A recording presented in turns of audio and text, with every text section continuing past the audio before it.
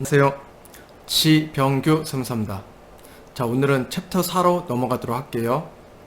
자, 챕터 3에서는 부동산 투자 유형 첫 번째로 개인 비사업자에게 적용되는 세금에 대해서 살펴보았고요. 챕터 4에서는 부동산 투자 유형 두 번째로 부동산 매매 개인 사업자에게 적용되는 세금에 대해서 살펴보도록 하겠습니다. 자, 종합소득세 계산 구조, 매매차익 예정신고와 확정신고, 중과대상 자산에 대한 비교과세, 부동산 매매 개인 사업자 투자 수익을 사례를 통해서 살펴보도록 할게요. 자, 책자는 185페이지입니다. 먼저 종합소득세가 무엇인지 살펴볼게요. 자, 종합소득세는 개인이 1년간 경제활동을 통해 얻은 소득에 대해서 납부하는 세금이에요. 자, 보통 다음 연도 5월 1일부터 5월 31일까지 신고 납부를 하는 거고요. 종합소득세에 포함되는 소득은 6가지가 있어요. 이자, 배당, 사업, 근로, 연금, 기타. 내가 만약에 사업소득도 발생하고 근로도 발생하고 기타 소득도 발생한다. 이 세 가지 소득을 모두 합산해서 신고를 하셔야 되는 거예요. 자, 부동산 매매는 사업소득에 속해요. 그래서 부동산 매매 사업자를 대고 개인이 부동산 매매 사업자를 대고 운영을 해서 소득이 발생하면 이 사업소득으로서 종합소득세를 납부하게 됩니다. 자, 종합소득세 계산구조 볼게요. 자, 수익금액에서 경비를 빼줘요. 이 경비는 취득가액도 들어갈 수 있고요. 그 다음에 부동산을 양도하거나 취득할 때 든 모든 경비가 다 들어가요. 자, 개인이 부동산을, 사업자가 아닌 개인이 부동산을 양도했을 때는 양도소득세가 적용됐죠. 그 양도소득세에서는 필요경비를 모든 게 다 들어가지 못했어요. 그 보유단계, 특히 보유단계에서는 자본적 지출만 들어갔거든요. 근데 여기 부동산 매매 개인 사업자 같은 경우는 필요경비가 자본적 지출뿐만 아니라 그 수익적 지출도 들어가고 대출이자도 비용으로 처리할 수가 있습니다. 그래서 포괄적으로 비용이 인정을 받을 수가 있어요. 그리고 또 2월 결손금이 발생하면은 2월 결손금을 10년 동안 넘겨서 내가 이익이 발생했을 때하고 상기시킬 수가 있어요. 양도소득세 같은 경우는 동일 연도에 이익이 생겼을 때만 결손금을 상계시킬 수가 있었는데 부동산 매매 개인 사업자 같은 경우는 종합소득세에서는 2월 결손금을 10년 동안 내가 써먹을 수가 있다는 거예요. 자, 그리고 소득공제는 대표적인 게 기본공제죠. 기본공제가 적용받을 수 있고요. 자, 이렇게 계산해서 나온 게 과세표준이고, 과세표준에다가 세율 7단계 누진세율을 곱해서 산출세액을 산정하게 됩니다. 자, 주요 몇 가지만 살펴볼게요. 수익금액과 취득가액 볼게요. 수익금액과 취득가액. 수익금액은 양도가액이 되는 거고요. 취득가액은 뭐 내가 실제 부동산을 취득했을 때 그 취득가액이 되겠죠. 자, 필요경비 볼게요. 필요경비는 일반적인 개인이 부동산을 양도했을 때 내는 양도소득세에서 보신 바와 동일해요. 자, 취득시 지출비용 동일하게 적용되고요. 양도시 지출비용 동일하게 적용돼요. 단, 보유시 지출비용 볼게요. 보유시 지출비용은 양도세에서는 사시 설치, 발코니 개조, 보일러 설치 및 교체, 확장공사 비용 이것만 들어갔어요. 이 자본적 지출만 들어갔는데 부동산 매매 개인 사업자는 이 자본적 지출뿐만 아니라 수익적 지출, 도배장판, 타일, 마루, 주방 가구, 붙박이장, 또 대출이자까지도 비용으로 들어갈 수 있어요. 이자 비용, 또 차량 유지비, 사업하고 관련된 비용, 예를 들면 차량 유지비, 인건비, 임대료, 접대비, 복류생비, 감가상각비 이런 것들이 모두 다 비용으로 들어갈 수 있습니다. 따라서 이게 부동산 매매 개인 사업자의 혜택이 이 보유시 모든 비용이 내가 비용으로 인정받을 수 있다는 거예요. 자, 이제 세율 볼게요. 자, 세율은 이전에 한번 살펴봤죠. 과세표준 금액에 따라서 적용세율이 6%부터 42%까지 적용을 받게 됩니다. 자, 내가 과세표준이 1억 원이에요. 1억 원이면 8,800만 원 초과 1억 5천 이하 요 구간이죠.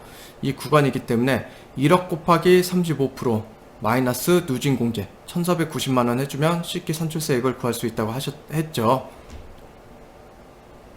자, 이번에는 부동산 매매 개인 사업자에게 특이하게도 적용되는 매매차익 예정신고에 대해서 살펴보도록 할게요. 자, 우리 개인 같은 경우는 개인이 부동산을 팔았을 때는 매매일에 속한 달의 말일로부터 2개월 이내 양도소득세를 신고 납부하게끔 돼 있어요. 근데 부동산 매매 개인 사업자는 양도소득세가 아닌 매매차익 예정신고를 하게끔 돼 있어요.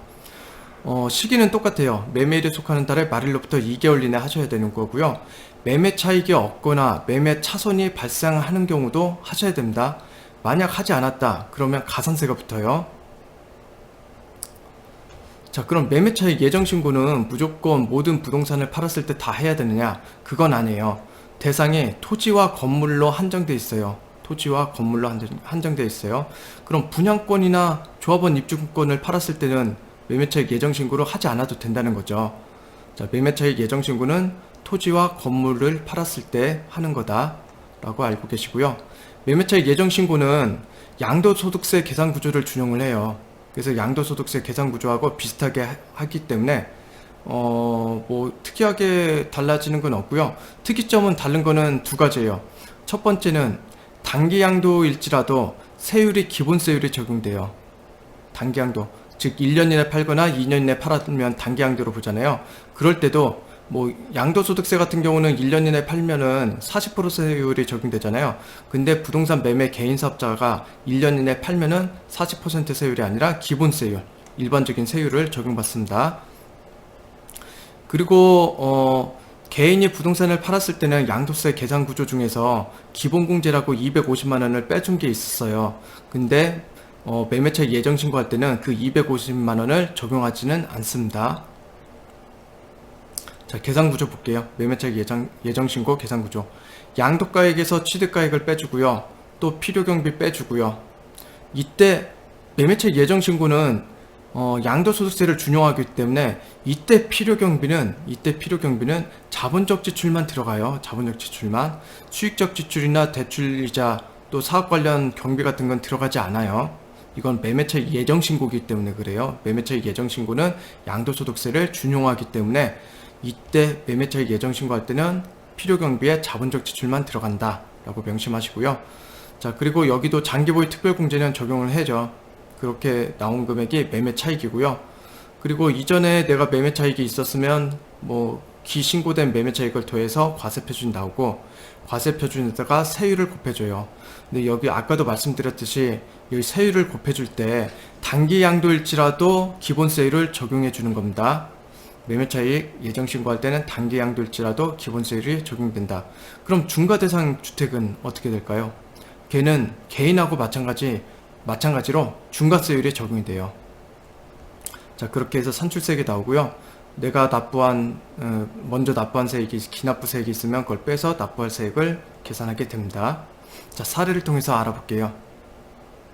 매매차익 예정신고 사례예요. 자, 이 사례는 우리가 개인 비사업자, 일반적인 개인이 부동산을 양도했을 때 우리 사례를 통해서 알아본 사례하고 동일해요. 동일하기 때문에 이해하시기 편하실 것 같아요.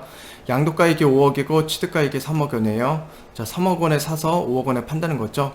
취득 시기는 2015년이고 양도 시기는 2020년이에요. 5년 동안 보유했다는 거고요. 자, 필요 경비는 내 전체적인 경비는 6천만 원 들었어요.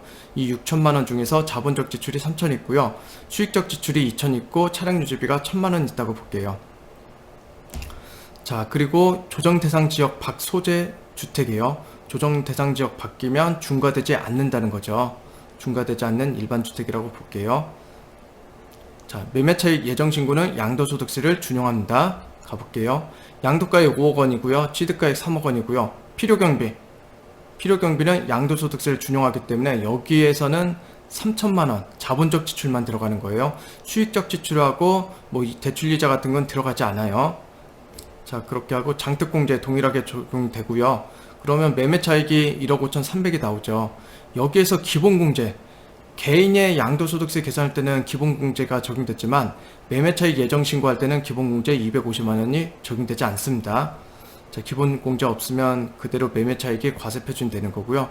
여기에서 세율은 기본세율이 적용돼요. 만약에 단기 양도일지라도 기본세율이 적용됩니다. 그래서 산출세액이 나오게 됩니다. 구할 수 있겠죠. 자, 매매차익 예정신고는 양도소득세 신고와 다르기 때문에 신고서 자체가 달라요. 위에 보시면 토지 등 매매차익 계산 명세서라고 되어 있죠. 요 계산 명세서를 작성을 하시고 토지 등 매매차익 예정 신고서 및 납부 계산서를 작성해서 신고를 하셔야 되는 거예요. 양도세로 신고하시는 거 아니에요. 양도세로 신고하는 거 아니고 토지 등 매매차익 예정 신고서 및 납부 계산서를 작성해서 신고를 하셔야 됩니다. 자, 오늘은 부동산 매매 개인 사업자가 부동산을 양도했을 때 매매차익 예정 신고를 하여야 되는데 그 방법에 대해서 살펴봤습니다. 다음에는 확정 신고에 대해서 살펴보도록 할게요. 수고하셨습니다.